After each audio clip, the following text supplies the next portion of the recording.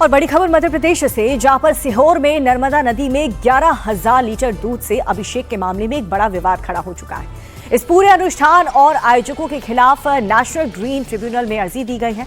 याचिका में कहा गया है कि 11,000 लीटर दूध से नर्मदा भारी मात्रा में प्रदूषित हुई है।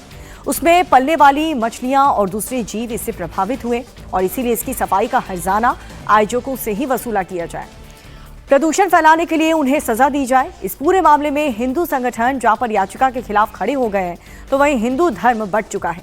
एक महामंडलेश्वर अभिषेक के खिलाफ याचिका को साजिश बता रहे हैं, तो दूसरे महामंडलेश्वर का ये कहना है कि आस्था के नाम पर नदी को प्रदूषित नहीं किया जा सकता।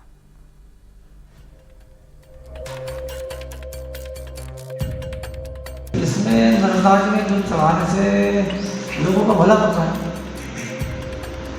नर्मदा में दूध चलाना अच्छी चीज है। कई किलोमीटर तक पानी अब पीने लायक नहीं बचा। यदि ऐसा पानी पिया जाता है तो लोगों को गैस्ट्रो इंटेस्टाइनल बीमारियां, स्किन डिसीज और तमाम तरह के डिसीज का सामना करना पड़ेगा। विज्ञान और डॉक्टर ये कहता है कि दूध जो है समस्त जीव जंतुओं के लिए पौष्टिक होता है। आस्था को प्रणाम, किंतु उस आस्था का प्रदर्शन दर्शन पे भारी पड़ रहा है, ये उचित। नेशनल ग्रीन ट्रिब्यूनल के समक्ष याचिका प्रस्तुत कर रहा हूं ताकि ये घटना भविष्य में ना हो और जो लोगों ने काम किया है उनको उचित दंड मिल सके। पर्यावरण को खतरा बकरों की बलि से बकरा ईद पर भी होता है, उस समय भी आप पर्यावरण के लिए रक्षा करिए। जिस नर्मदा की जलधारा 4 करोड़ लोगों के लिए जीवन रेखा के समान है, मध्य प्रदेश, गुजरात, महाराष्ट्र और राजस्थान के खेत जिसके पानी से लहलहाते हैं, उस जीवनदायिनी नर्मदा का 11,000 लीटर दूध से हुआ अभिषेक विवादों में आ गया है।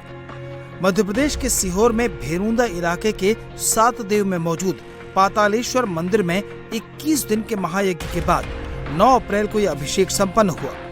अभिषेक संत शिवानंद महाराज के द्वारा करवाया गया, जिन्हें स्थानीय लोग पूरे श्रद्धा भाव के साथ पूजते हैं।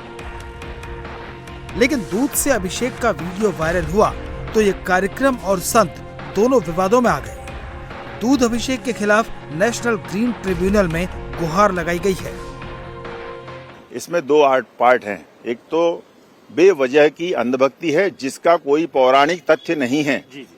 किसी भी विद्वान से पूछेंगे जो धर्मशास्त्र का ज्ञाता हो, उसकी नजरों में कुछ भी ऐसे प्रमाण नहीं है जिसे लगता हो कि नदी के अंदर इतनी बड़ी मात्रा में 11,000 लीटर दूध जो है उसको डाल दिया जाए।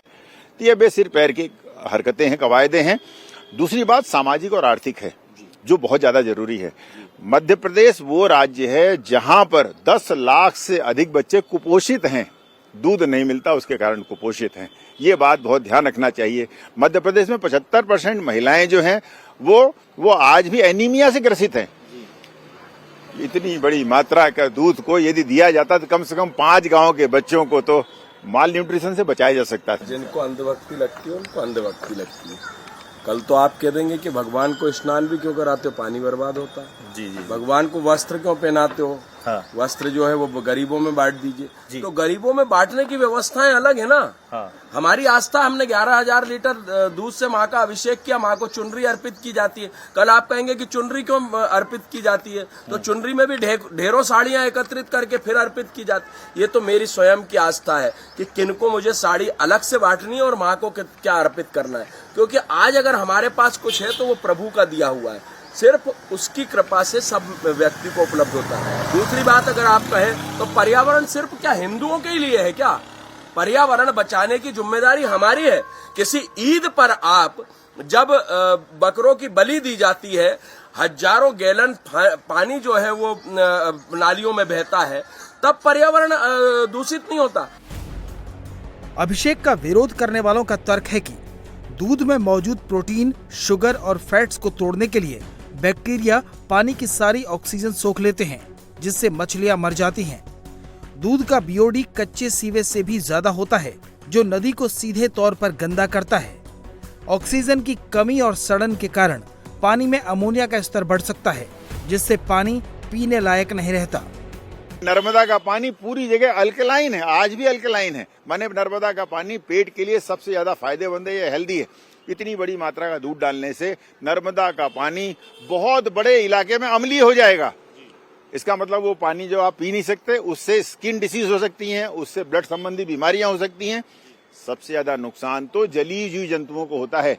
जलीय जीव जंतु जो है उससे उनको बहुत ज्यादा उनको नुकसान होता है। यूं कहें कि वो बहुत डेडली स्थिति में आ जाते हैं। बात यह है कि जो पानी साफ होता है, साइंटिफिकली कहते हैं कि उस पानी में डिजोल्व ऑक्सीजन, पानी में घुली हुई ऑक्सीजन की मात्रा 6 या 6 मिलीग्राम से ऊपर होनी चाहिए।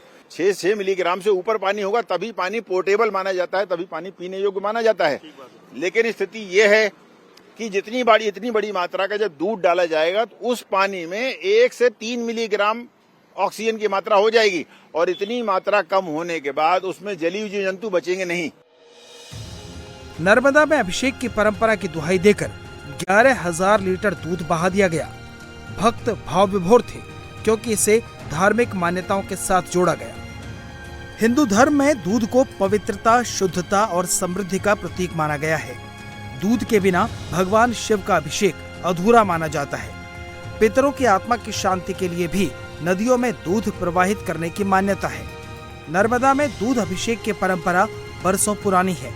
नर्मदा जी में दूध तो पहले से नर्मदा जी में दूध की धारा चलती थी ना, उसमें कोई नया नहीं है। आज से कोई चल रहा है दूध, पहले से दूध चढ़ा, तो जीवन भर से दूध चढ़ा रहे हैं।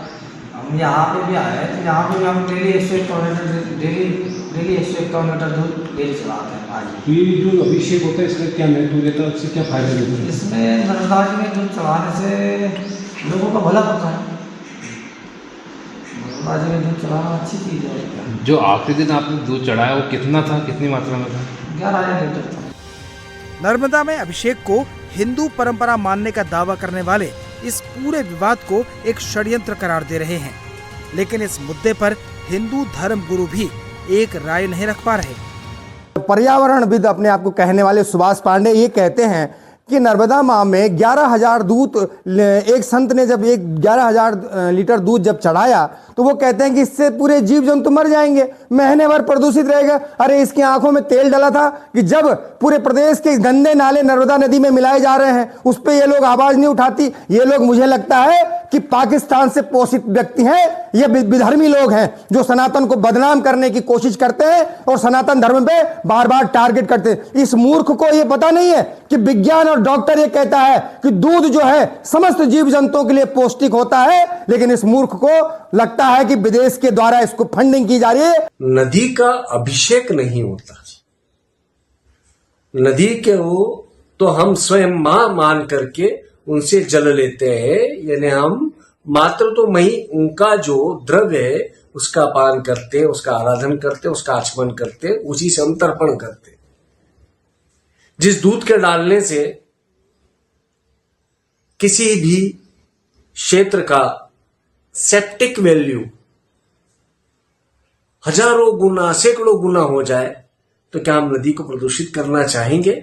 आस्था को प्रणाम है, किंतु उस आस्था का प्रदर्शन दर्शन पे भारी पड़ रहा है, ये उचित नहीं। जिस दिन अभिषेक का वीडियो वायरल हुआ उसी दिन से सोशल मीडिया पर इसे लेकर बहस छिड़ गई।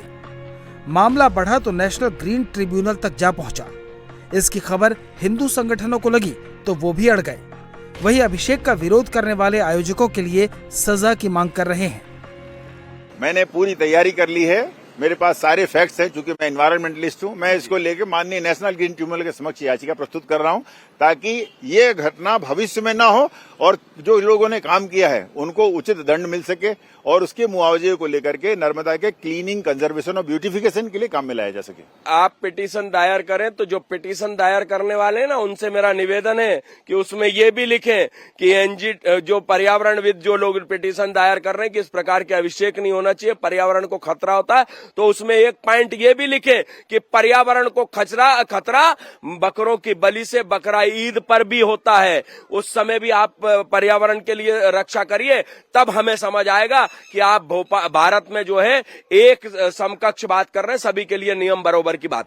दूध की नदियां बहने की बात अब तक सिर्फ मुहावरों और कहानियों तक सीमित थी, लेकिन आज नर्मदा की लहरों में सफेद दूध को मिलते देख देश दो धड़ों में बंट गया है। सवाल है, क्या आस्था को लोक कल्याण और पर्यावरण से अलग रखा जा सकता है।